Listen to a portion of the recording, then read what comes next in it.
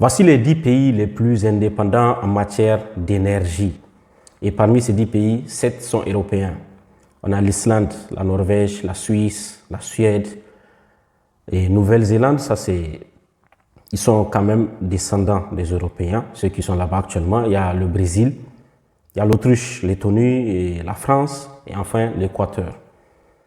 Donc, ces pays se retrouvent dans le top 10 parce que généralement, ils ont choisi des sources d'énergie qui font qu'ils soient des pays assez indépendants en matière d'énergie. C'est quoi les sources d'énergie qu'ils ont choisies? Il y a l'énergie géothermale, il y a l'énergie hydroélectrique, il y a l'énergie nucléaire. Ce sont principalement ces 3 sources qu'ils ont choisies.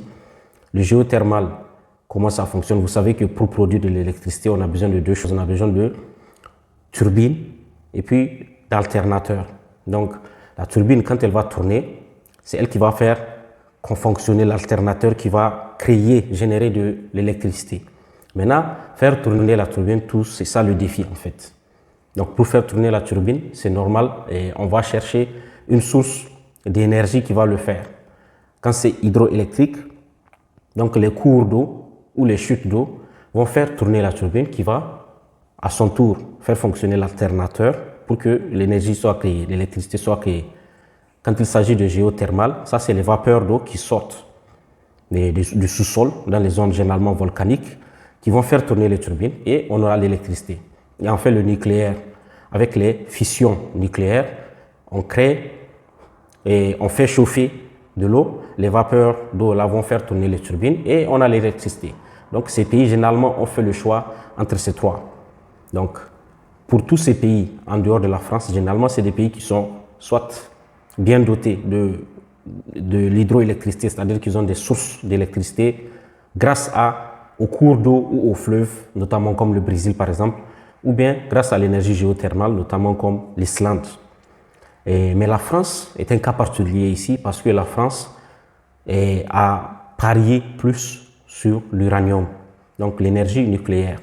Quand on a découvert que le nucléaire est une bonne source pour qu'il y ait de l'électricité, la France a choisi ce chemin-là pour se spécialiser dedans et ça lui a permis d'être parmi les pays les plus indépendants en matière d'énergie. Donc vous savez l'histoire de la France avec le Niger et l'uranium.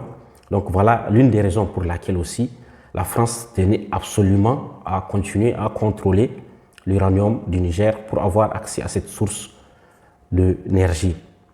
Et pourquoi pas, par exemple, le pétrole ou le gaz? Parce que c'est des ressources qui sont beaucoup plus volatiles sur le marché, je veux dire au niveau des prix. Et la logistique aussi est un peu plus compliquée pour faire venir les gaz ou bien le pétrole. Vous vous rappelez tous de Nord Stream 2, le gazoduc qui liait la Russie à l'Europe, notamment l'Allemagne, qui a été saboté et qu'ils ne sont plus capables de délivrer directement le gaz de la Russie vers l'Allemagne. Donc vous voyez l'un des problèmes avec les autres sources d'énergie comme le gaz et le pétrole. Aussi le transport. Si vous voulez vous amener un pétrolier d'un pays, il va prendre le pétrole, il va l'amener dans un autre pays. Il peut avoir des piratages, il peut être saisi. On a vu récemment, les États-Unis ont saisi le pétrolier vénézuélien et aussi ils avaient saisi un autre pétrolier aussi, je pense, c'est vers le Nigeria. Donc vous voyez, c'est un peu plus facile d'être impacté par les situations géopolitiques dans le monde quand vous comptez sur ces sources d'énergie. L'uranium est un peu différent. Non seulement il est très très productif, son coût par rapport à l'électricité qu'il produit est très faible et sa capacité de stockage aussi est énorme. Vous pouvez le stocker pendant 3 ans, 5 ans et l'utiliser petit à petit sans grand problème. Le plus important, c'est de maîtriser la technologie pour transformer cet uranium-là en source d'énergie, ce que la France a très bien fait, au détriment, malheureusement, de notre pays, le Niger. Et je pense qu'à ce niveau, c'est une leçon aussi pour les pays comme le Niger, mais pas que, les pays africains.